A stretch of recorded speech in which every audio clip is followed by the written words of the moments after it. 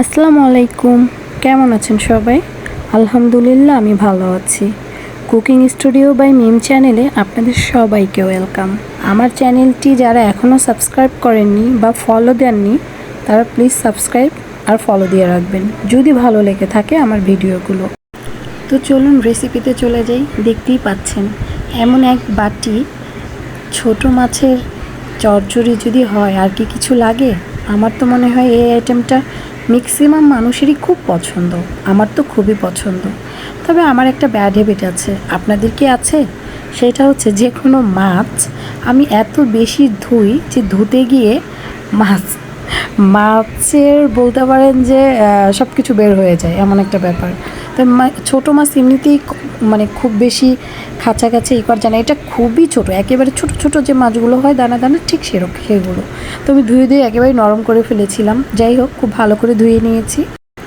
তো আমি এক বাটি মাছের সাথে এক বাটি আলু কুচি কুচি করে দিয়েছি।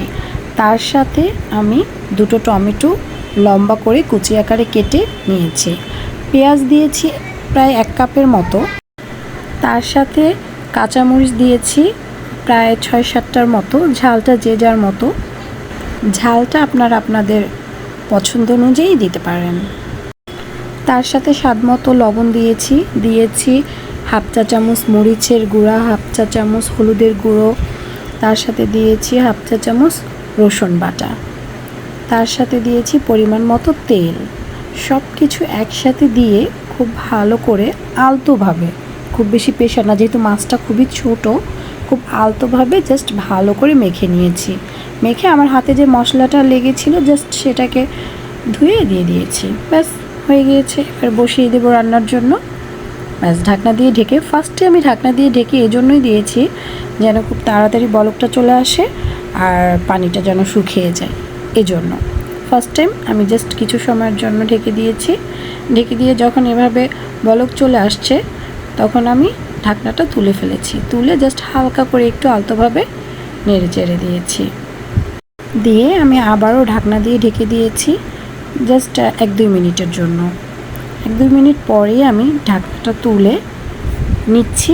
এরপরে আমি আর ঢাকনা দিয়ে ঢেকে দিব না, ঢাকনা ছাড়াই পুরো রান্নাটা কমপ্লিট করে নিব। দেখতেই পাচ্ছেন পানিটা খুব সুন্দর করে শুকিয়ে গিয়েছে, কিন্তু আমার মাছ যেহেতু ছোট তাই হয়তো ওভাবে বোঝা যাচ্ছে না, কিন্তু আমার মাছ বা আলু কোনোটাই কিন্তু একেবারে হয়ে যায়নি, মানে নরম হয়ে যায়নি। একটা মানে ছড়া ছড়া যেভাবে বলে ওভাবেই আছে। ব্যাস আমার পানিটা যখন শুকিয়ে প্রায় মাছটা অলমোস্ট হয়ে আসছে, ঠিক তখনই আমি ধনেপাতা দিয়ে ছড়িয়ে দিয়েছি। আলহামদুলিল্লাহ আমার রান্না ডান। দেখতেই পাচ্ছেন আমার কিন্তু মানে কোনো কিছুই মাছ বা আলু কোনোটাই একেবারে যে নরম হয়ে যাবে ওরকম হয়নি, একেবারে পারফেক্ট হয়ে গিয়েছে। আলহামদুলিল্লাহ খেতেও মজা হয়েছিল।